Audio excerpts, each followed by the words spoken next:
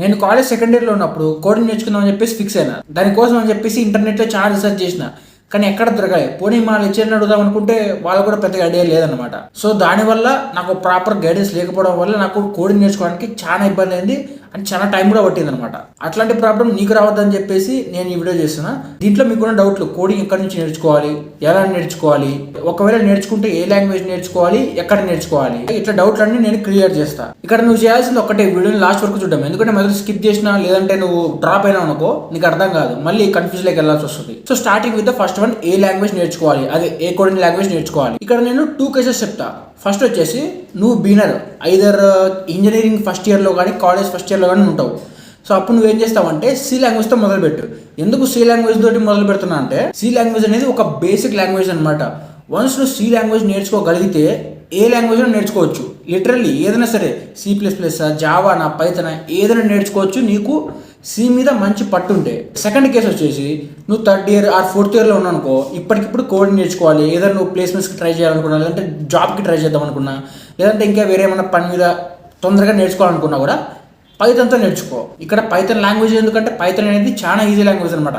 మిగతా వాటితో పోలిస్తే, అంటే సితో కానీ జావాతో పోలిస్తే కానీ పైథాన్ లాంగ్వేజ్ అనేది చాలా సింపుల్ ఉంటుంది. ఇక్కడ నువ్వు ఒకటి గుర్తుపెట్టుకోవాలి, నువ్వు ఏ లాంగ్వేజ్ నేర్చుకోవాలనుకున్నా, ఏ లాంగ్వేజ్ నేర్చుకుంటున్నా అన్నిట్లోనూ సింటాక్స్ ఒకటే ఉంటుంది. దాని లాజిక్ అంటే సింటాక్స్ రాసే విధానంలోనే కొంచెం చేంజెస్ ఉంటాయి. అంతేగాని నువ్వు ఏ లాంగ్వేజ్తో అయినా మొదలు పెట్టచ్చు, దాంట్లో మాత్రం ఎలాంటి ప్రాబ్లం లేదు. సో సరే, నేర్చుకుందామని ఫిక్స్ అయినా, మొదలు పెట్టేసినాం, ఒక లాంగ్వేజ్ సెలెక్ట్ చేసుకున్నాం. ఇప్పుడు క్వశ్చన్ ఏంటి, ఎక్కడ నేర్చుకోవాలి. ఇప్పుడు మళ్ళీ దీంట్లో 2 కేసెస్. ఫస్ట్ వచ్చేసి మీ కాలేజ్లో మంచిగా చెప్తున్నా కానీ, అక్కడ మంచి రిసోర్సెస్ ప్రొవైడ్ చేస్తున్నా కానీ నువ్వు ఖచ్చితంగా యూజ్ చేసుకోవాలి. నిజానికి చాలా కాలేజెస్లో అసలు కంప్యూటర్లు కూడా ఉండవు, వాళ్ళు నేర్పించే ఫ్యాకల్టీ కూడా మంచిగా చెప్పరు అనమాట.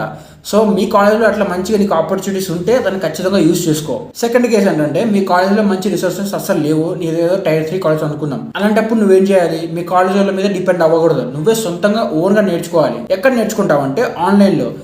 యూట్యూబ్లో నీకు దొరకనిదంటే ఏది లేదు. లిటరల్లీ నీకు కావాల్సిన ఏదైనా సరే యూట్యూబ్లో ఫ్రీగా నేర్చుకోవచ్చు. యూట్యూబ్లో కొన్ని ఛానల్స్ ఉంటాయి అనమాట, లైక్ అప్నా కాలేజ్ అని చెప్పేసి, కోడ్ విత్ హ్యారీ, ఇట్లా కొన్ని ఛానల్స్ ఉంటాయి. నువ్వు అక్కడికి వెళ్ళి అక్కడ నుంచి ఫ్రీగా నేర్చుకోవచ్చు.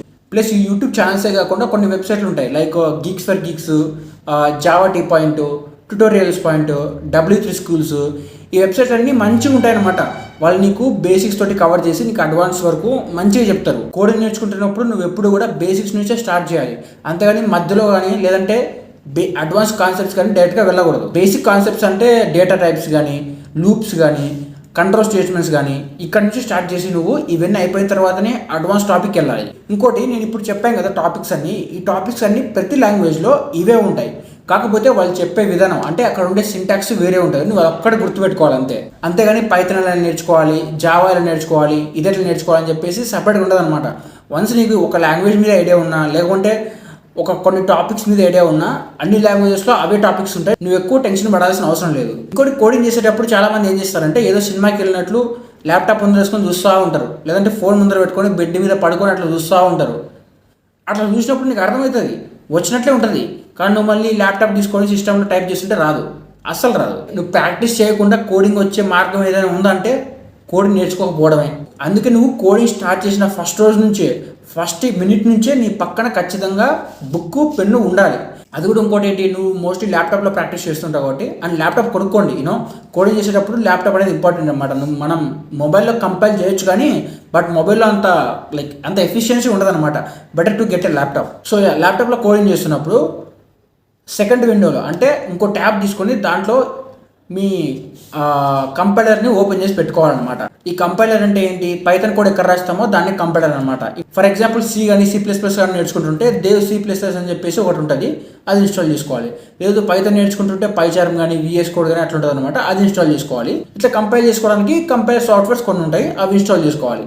వాటిని ఓపెన్ చేసి పెట్టుకొని నువ్వు నేర్చుకుంటున్నప్పుడు ప్యారలల్గా వాటి మీద కోడింగ్ రాయాలి. సో అతను వీడియోలో ఒక టాపిక్ని ఎక్స్ప్లెయిన్ చేసిన తర్వాత వీడియోని పాజ్ చేసి ఆ కోడ్ని అంటే ఆ లాజిక్ని నువ్వు సొంతంగా రాసిన తర్వాతే, అంటే ఏదో నువ్వు ఓన్గా రాయాల్సిన అవసరం లేదు, అర్థం చేసుకున్నావు, చూసావు, వచ్చింది అనిపించింది, దాన్ని ఇక్కడ ట్రై చేస్తావు అంతే. ట్రై చేసిన తర్వాత రన్ చేస్తావు, నీకు అవుట్పుట్ వచ్చిందా, ఓకే. రాలేదనుకో మళ్ళీ ట్రై చేస్తావు. సో వన్స్ నీకు అవుట్పుట్ వచ్చిన తర్వాత దాన్ని మళ్ళీ సెకండ్ టైం అంటే వన్స్ నువ్వు కంపైల్ చేసిన తర్వాత మళ్ళీ నోట్స్లో పట్టుకొని మళ్ళీ అప్పుడు కూడా రాస్తావు. ఈ నోట్స్ ఎందుకంటే నువ్వు ప్రాక్టీస్ చేసిన తర్వాత ఎప్పుడైనా రివిజన్ చేయాలనుకో ఈ నోట్స్ అనేది బాగా పనికొస్తుంది. కాబట్టి నోట్స్ ఖచ్చితంగా మెయింటైన్ చేయి. ఇంకొక మిస్టేక్ చేస్తూ ఉంటారు మామూలుగా మన వాళ్ళందరూ, కంపేర్ చేసుకుంటారు పక్కన వాళ్ళతో. ఫర్ ఎగ్జాంపుల్ నేను ఇప్పుడే కోడింగ్ స్టార్ట్ చేశా, మీరు ఏం చేస్తారు మీ సీనియర్ తోటి కానీ లేదంటే మీ ఫ్రెండ్ తోటి కానీ వానికి ఎప్పుడో చాలా చాలా రోజుల నుంచి కోడింగ్ ప్రాక్టీస్ చేస్తూ ఉంటారు, వాటితో కంపేర్ చేసుకుంటారు. కోడింగ్ అనేది నువ్వు ఎవరితోటి కంపేర్ చేసుకోలేవు. ఎవరి ప్రాక్టీస్ వాడికి సపరేట్గా ఉంటుంది. వాడు నువ్వు ఖచ్చితంగా ఒక్కటి కాదు. వాడు ఎప్పుడో స్టార్ట్ చేసిండు, నువ్వు ఎప్పుడో స్టార్ట్ చేసినావు, వాటితో నువ్వు కంపేర్ చేసుకుంటే ఎట్లా? ఈ కోడింగ్ ఏంటంటేనా, నువ్వు ఫస్ట్ రోజు కోడింగ్ చేసినావు, సెకండ్ రోజు చేయలే, థర్డ్ రోజు చేసినావు, ఫోర్త్ రోజు చేయలే, ఫిఫ్త్ రోజు చేయలే, మళ్ళీ సిక్స్త్ రోజు చేసినావు. ఇట్లా మాత్రం కుదరదు.